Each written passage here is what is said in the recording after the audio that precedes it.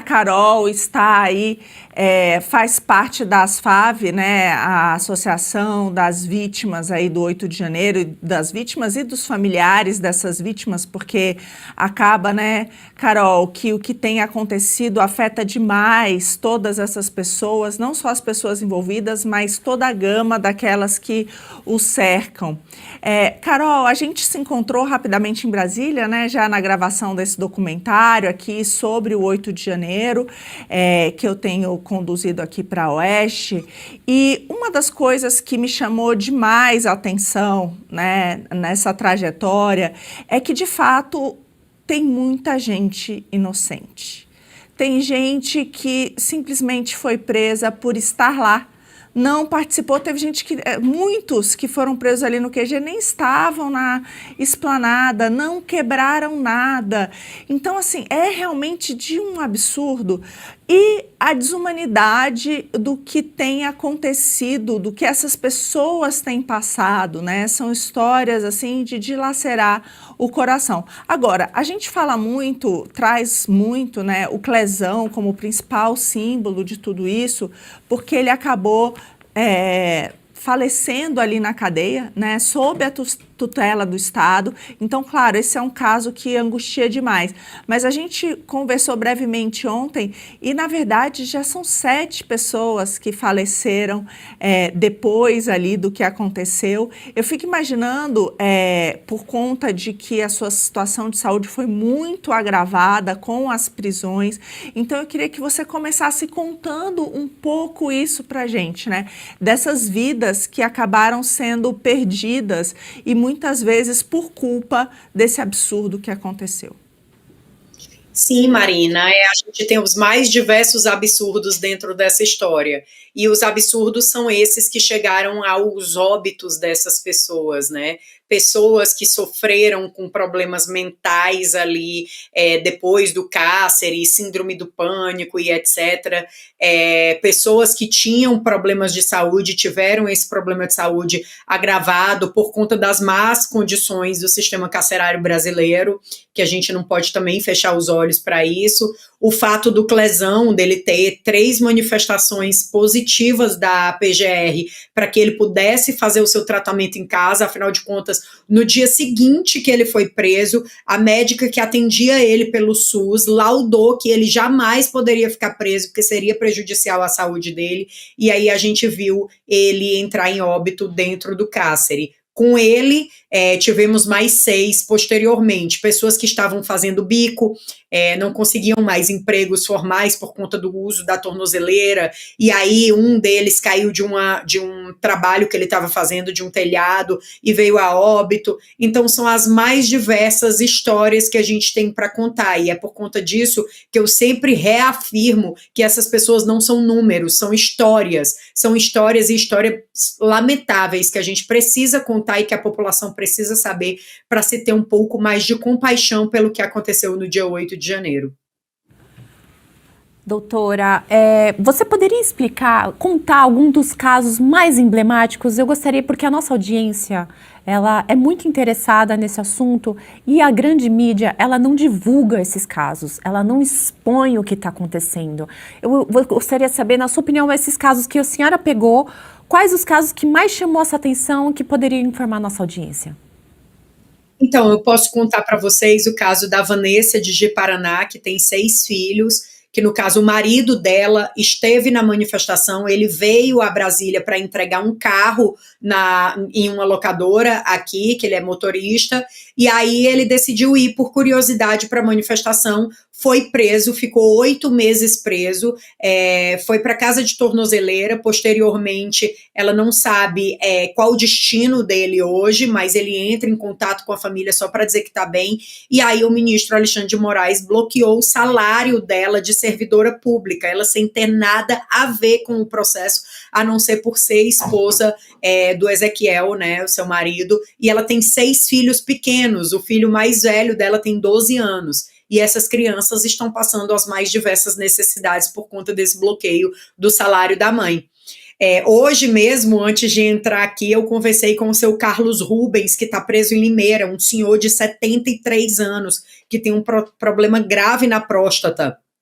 Ele foi preso, estava me relatando, foi preso ali no Congresso, na parte de cima do Congresso, onde normalmente quando se tem manifestações as pessoas sobem ali naquele teto do Congresso. Ele não entrou em nenhum dos prédios, inclusive ele me disse que não sabe nem onde fica o Palácio do Planalto, e se ele ficou 50 minutos lá em cima, ele ficou muito, foi preso, passou 10 meses preso, foi solto, e posteriormente o ministro mandou prender de novo, por risco de fuga, e o risco de fuga era porque outras pessoas fugiram, não foi nem por atos que ele cometeu. E ele disse para mim: doutora, se deixar as portas abertas aqui, eu não irei fugir. Eu tenho resiliência para aguentar essa injustiça até que isso cesse. Então a gente daí tira o caso, como são essas pessoas. Tem um cliente em Fortaleza que a tornozeleira dele rompeu por tanto tempo que ele está de tornozeleira sem julgamento. E aí o que ele fez? Ele foi lá na polícia e colocou uma tornozeleira nova no pé. Então são essas as pessoas que são detidas do 8 de janeiro. Tivemos um caso recente, que é da Dona Iete, que o carro do marido dela foi leiloado sem que eles soubessem. O marido dela também não tem nada a ver com o processo. Quando ele foi pagar o IPVA, o carro já estava em nome de outra pessoa. Então são essas histórias que a gente tem para contar, e são essas histórias que a gente quer que a população saiba que está acontecendo com essas pessoas. Doutora, isso é muito importante, né? Eu fico muito revoltada que essas histórias, boa parte da mídia simplesmente ignora, né? Essa turma que grita sem anistia não tem a mínima ideia do que isso quer dizer na vida de vários brasileiros inocentes que não cometeram crime nenhum. Doutora, como essas pessoas estão se sentindo? Aí eu fico pensando psicologicamente, né? Você acabou de contar um caso de um senhor que tem resiliência, mas eu acho que não tem nada mais revoltante para um ser humano ser preso injustamente por nada, ser tratado pior do que um assassino, né? Porque os assassinos, eles têm direitos a tudo. E essas pessoas têm sem direito nenhum. Como é que eles estão se sentindo moralmente, espiritualmente?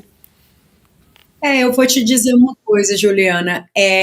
O que acontece? Eu costumo dizer que eu queria que os meus clientes dos casos do 8 de janeiro fossem tratados como traficantes ou como assassinos, porque talvez eles tivessem mais dignidade, talvez o direito deles fossem mais observados. Por exemplo, temos um caso em Minas Gerais do seu Osmar e da dona Lucinei, os dois estão presos, eles são um casal e eles têm uma filha que tem idade mental de 8 anos de idade. E essa filha está sendo cuidada por terceiros.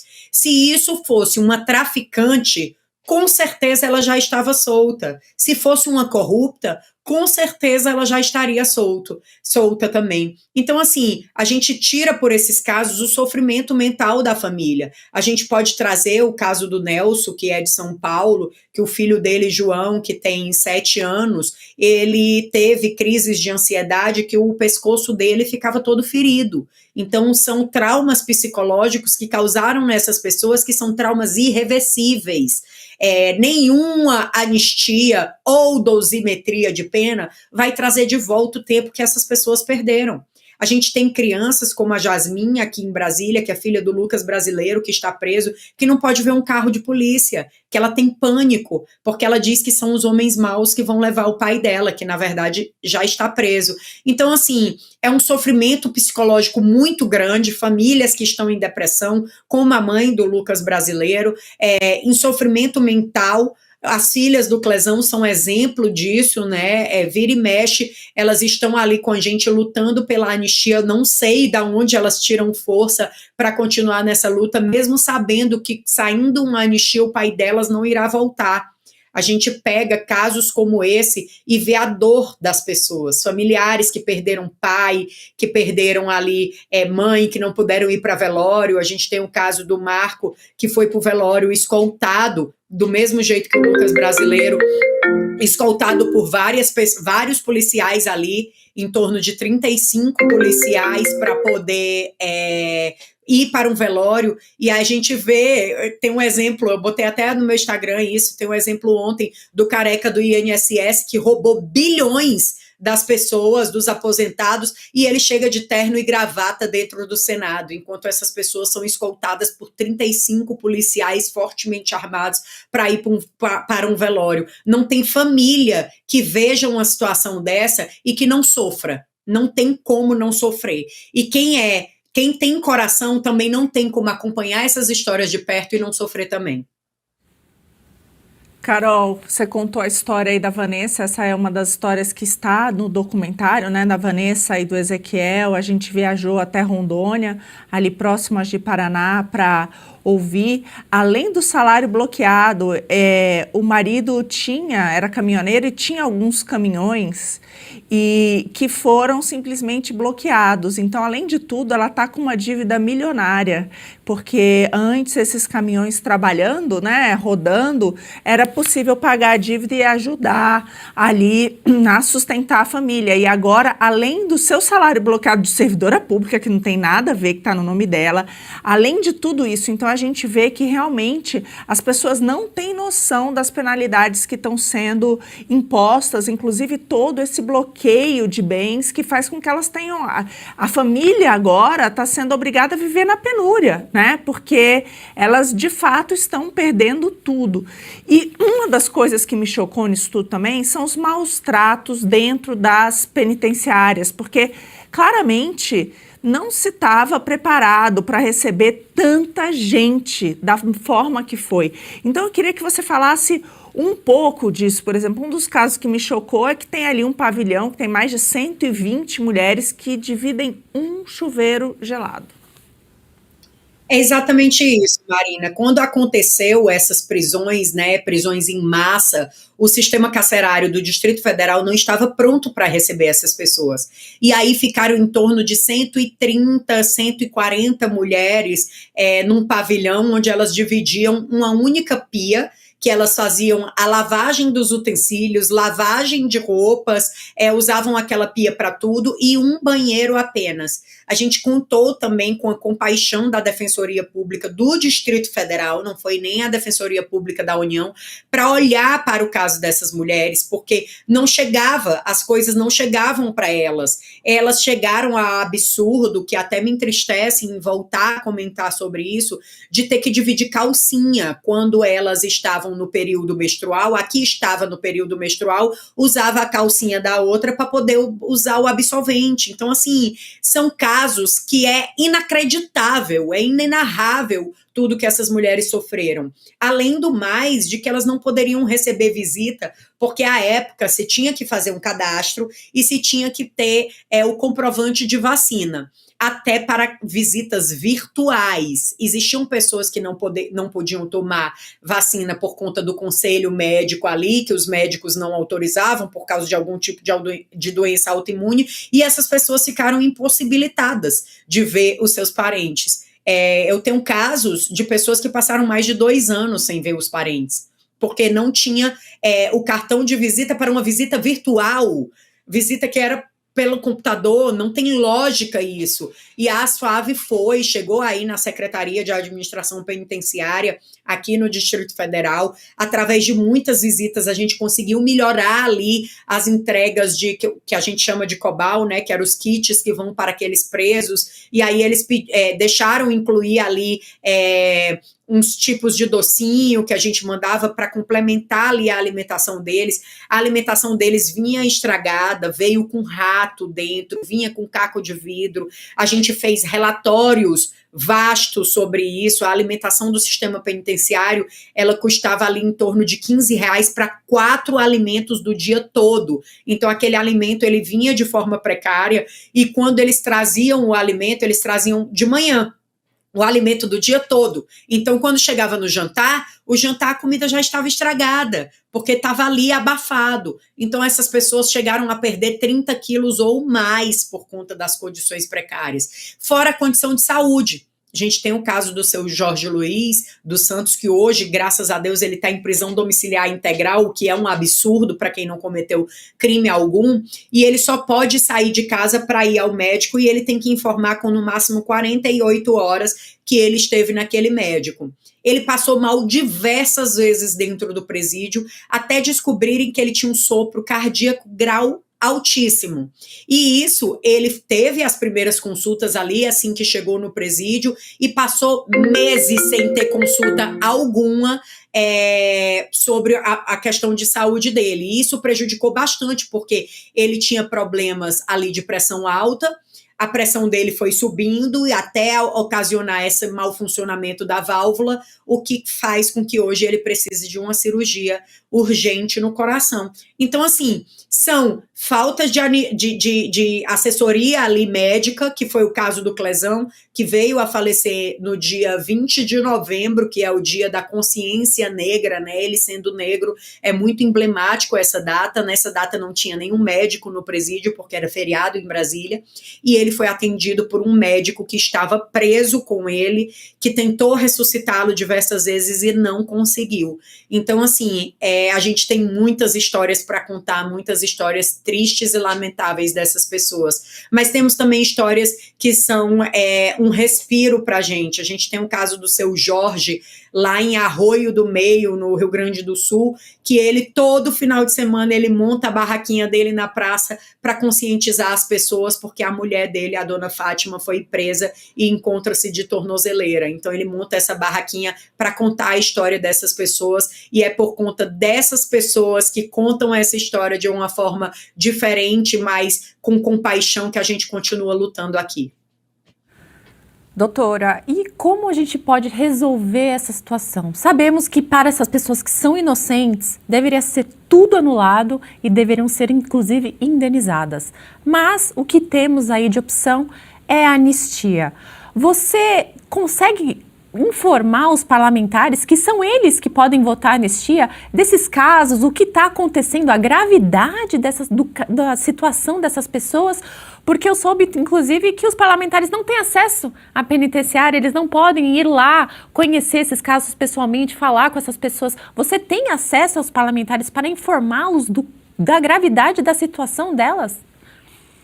Então, Paula, um dos nossos trabalhos é esse, né? A gente emite relatórios, inclusive relatórios com fotos das pessoas, contando qual é a situação ali de comorbidade daquelas pessoas, para poder passar para eles. Inclusive, estive com o Paulinho da Força e passei esse relatório para eles e pedi a ele compaixão, que ele olhasse com um olhar caridoso para essas pessoas que não cometeram crime algum e que precisariam urgente que os processos fossem anulados, porque esses processos são cheios de vícios processuais. Não caberiam a anistia, muito menos uma diminuição de pena para essas pessoas. A gente hoje pede a anistia porque é o remédio político, já que se trata de crimes políticos e de um julgamento completamente político. E é por isso que hoje a gente clama por essa anistia, e é até redundante a gente dizer que é uma anistia ampla, geral e restrita. Eu estava aqui acompanhando vocês e essa semana eu divulguei também essas notas taquigráficas que mostram que o Luiz Inácio Lula da Silva, ele votou a favor para a retirada da insuscetibilidade da anistia para crimes contra o Estado democrático. Então está mais do que provado que essa narrativa de alguns ministros do STF de que é inconstitucional a anistia para essas pessoas não cola, não vai caber. Essas pessoas, elas deveriam estar livres, mas como disse o senhor Carlos Rubens, para mim hoje, esse senhor de 73 anos que está no presídio de Limeira, enquanto as pessoas discutem se vão diminuir em jantares robustos, eles estão presos. A gente precisa para ontem, e é por conta disso que se depender dos meus esforços, eu baterei todos os dias na porta desses parlamentares. É por conta disso também que eu estou convocando as famílias para que na próxima semana, quem puder, eu sei que as famílias estão passando por muita necessidade financeira, mas para quem puder vir a Brasília, estar conosco na Câmara dos Deputados, a gente vai estar ali abordando na terça e na quarta-feira esses parlamentares para mostrar as histórias reais dessas pessoas e contar o que essas pessoas estão sofrendo, para ver se a gente consegue um pouco de compaixão deles. Doutora, o que a senhora diria para esse público, né? Como a gente viu vários globais na Avenida Copacabana, lá na Avenida Atlântica, brigando e falando sem anistia, né? Todos, a gente viu toda aquela turma famosa lá vociferando sem anistia. O que você diria para eles, né? Eles não sabem o que falam, né? Eles não sabem o que estão defendendo.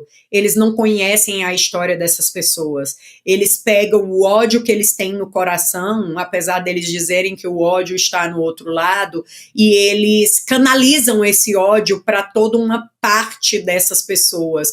O ódio que eles têm ali do ex-presidente Jair Messias Bolsonaro, e eles não conseguem enxergar diante do nariz deles o que está acontecendo com pessoas comuns. E uma coisa que eu costumo dizer, a gente precisa baixar as armas, porque a gente precisa de mais compaixão mesmo, no país inteiro. A gente não pode estar dividido, né? A gente não pode sair dividido na rua, porque hoje quem está sendo perseguido é esse pessoal que é tido como patriota, que é tido de direita, e amanhã a gente vai esperar compaixão de quem foi perseguido. Então, assim, a gente tem que ter cautela nisso. A gente, em 1979, tivemos anistia de terroristas de fato, de pessoas que sequestraram, de pessoas que assaltaram, de pessoas que usaram armas, de pessoas que obrigavam as suas companheiras a abortar, porque senão iam atrapalhar ali a guerrilha que eles queriam fazer, a revolução que eles queriam fazer do proletariado. A gente tem provas disso. Essas pessoas não pegaram nenhuma arma, e mesmo assim elas foram condenadas à associação criminosa armada.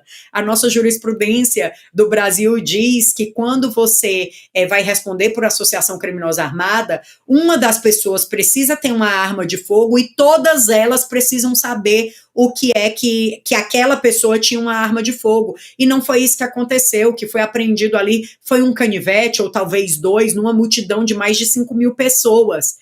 Então, assim, eles realmente não sabem o que falam e não sabem o que defendem. É por isso que eles defendem essa atrocidade de sem anistia. Se eles estudassem um pouco mais, eles iam olhar a nossa história e iriam fazer também um paralelo com o que aconteceu o 8 de janeiro e jamais gritariam sem anistia.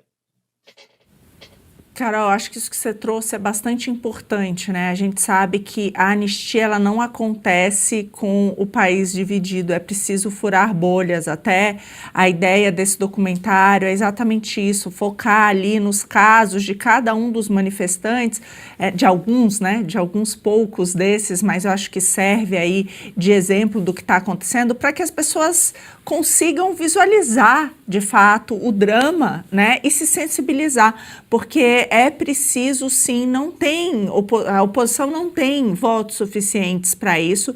A gente sabe que o STF, infelizmente, mesmo estando lá na Constituição, que a anistia é completamente constitucional nesse caso, ele já tem dito por aí que não vão aceitar. Então, é preciso, sim, de um arranjo institucional que aconteça nesse sentido. Agora, a minha pergunta para você é a seguinte: o que nós, brasileiros, podemos fazer para pressionar esses parlamentares? Por exemplo, em outros momentos, até, por exemplo, teve o placar do impeachment de ministro do STF, a gente viu placares, né, de outros projetos. Será que essa não seria uma boa forma de trazer quem é favorável, quem é contrário, para que a gente possa, de alguma maneira, ir atrás e pressionar? E também, obviamente, né, depois a gente vai trazer aqui o site de vocês, o Instagram de vocês, porque eu acho que uma outra maneira também é compartilhar essas histórias. Esse trecho aqui do programa, com você contando essas histórias, mas assim, como é que a gente pode pressionar os parlamentares e como que a gente pode também ajudar a divulgar essas histórias para sensibilizar outros mais? Então, Marina, a gente está num momento que é bem peculiar. A hora é agora, a hora da população se manifestar junto conosco é agora. A gente precisa cobrar o presidente Hugo Mota, a gente precisa ir lá no Instagram do Paulinho da Força. Quem não consegue vir a Brasília para acompanhar de perto essas votações, que faça um esforço em mandar um e-mail para parlamentares, cada um do seu estado, pega ali a lista do e-mail dos parlamentares, está lá no site da Câmara e no site do Senado, manda um e-mail com padrãozinho, a gente quer anistia já, a gente precisa da anistia para essas pessoas, as pessoas estão sofrendo e as pessoas estão sofrendo hoje, a gente tem 144 pessoas presas em presídios, 44 que estão em prisão domiciliar integral, a gente tem mais de 500 pessoas de tornozeleira, mais de 500 pessoas que estão asiladas em outros países, então a gente conta com a população que tem visto essa história pela história real, não pelas narrativas que eles contam. Tira um tempo aí do seu dia, entra no Instagram desses parlamentares, comenta lá, cobra a anistia, pede a votação para essa semana, comenta lá no Paulinho da Força, a gente não quer dosimetria, a gente quer anistia, essas pessoas estão sofrendo demais, então a gente conta com todo esse apoio da população para que isso seja possível. Essa semana é uma semana crucial. O Paulinho da Força falou para a gente na reunião de que ele apresentaria o relatório na próxima semana. Estamos esperando também que ele faça a visita aos familiares, já foi passado o contato dessas famílias para ele, que ele quer visitar 3 famílias de São Paulo, e eu passei o contato para ele. Então, assim, se ele não for visitar, mas que ele sinta no Instagram dele, nas redes sociais dele, no e-mail institucional dele, de que a gente precisa da anistia ampla, geral e restrita. E outro apelo que eu faço: cordialidade, pessoal, não é o que a gente queria, não é o relator dos sonhos, não é o cara mais sensacional do mundo, mas é o que a gente tem para hoje. Então, se a gente tem para hoje, se ele está com a caneta na mão, a gente precisa dele e a gente precisa clamar de forma ordeira, como a gente sempre fez, a anistia ampla, geral e restrita e urgente. Doutora, a senhora comentou que existe até 500 pessoas asiladas fora do Brasil, e eu vi no seu Instagram que você está acompanhando os casos, inclusive na Argentina. A senhora poderia contar para a nossa audiência alguns casos que a senhora está acompanhando para informá-las melhor sobre todas essas pessoas que estão sofrendo no exterior, inclusive até falta de recursos e tudo mais que a senhora pode avisar? Sim, então, essas pessoas, a gente tem 61 pessoas com pedido de extradição que estão na Argentina. Dessas 61, 5 estão presas desde novembro do ano passado, que é o Rodrigo Moro, o Joelton, o Joel e o Wellington Firmino e a Ana Paula. Os 5 estão presos desde novembro do ano passado com um pedido de extradição completamente ilegal, porque eles já estavam com o asilo, não o asilo permanente, mas o asilo provisório. Então, pela lei de refúgio de direitos humanos, eles não deveriam ser extraditados, então não deveriam estar presos, mas eles estão presos. A gente tem acompanhado essa história de perto, temos tentado, nos esforçado bastante para que a gente consiga dar fim nessa história de prisão deles, e aí com eles tem outras pessoas que estão aí com pedido de extradição e que estão asiladas, passando as mais diversas necessidades. Você sair do seu país sem ter um preparo já é uma coisa bastante difícil. Chegar em outro país sem falar o idioma, estar com uma pecha de que tem mandado de prisão em aberto no Brasil por crimes que não cometeram e etc. Não conseguem trabalhar, não conseguem empregos formais. Então essas pessoas, elas têm vivido da caridade das outras pessoas. Elas têm vivido só com a fé em Deus e a confiança de que tudo isso vai mudar em breve. Com eles, além dos 5 que temos presos na Argentina, temos outras 2 mulheres que estão presas em solo americano e estão aguardando também processualmente o que irá acontecer com elas. São as mais diversas histórias, temos gente espalhadas pelo mundo inteiro que são dessas histórias do dia 8 de janeiro, e são pessoas que estão passando situações bem complicadas. Doutora Carolina, muito, muito obrigada pela sua entrevista. Nossa audiência aqui amou todas as mensagens muito carinhosas. Depois convido a senhora a dar uma olhada aqui no nosso chat. Quero aproveitar também para divulgar o Instagram da Asfav, né? Vocês podem ver aí na tela, @AsfavFamílias. Então, entrem lá, olhem outras histórias, compartilhem essas histórias que eu tenho certeza que vai ajudar bastante nessa luta pela anistia. Parabéns pelo trabalho mais uma vez. Microfone aberto para a senhora sempre aqui na Oeste. Foi um prazer tê-la aqui conosco.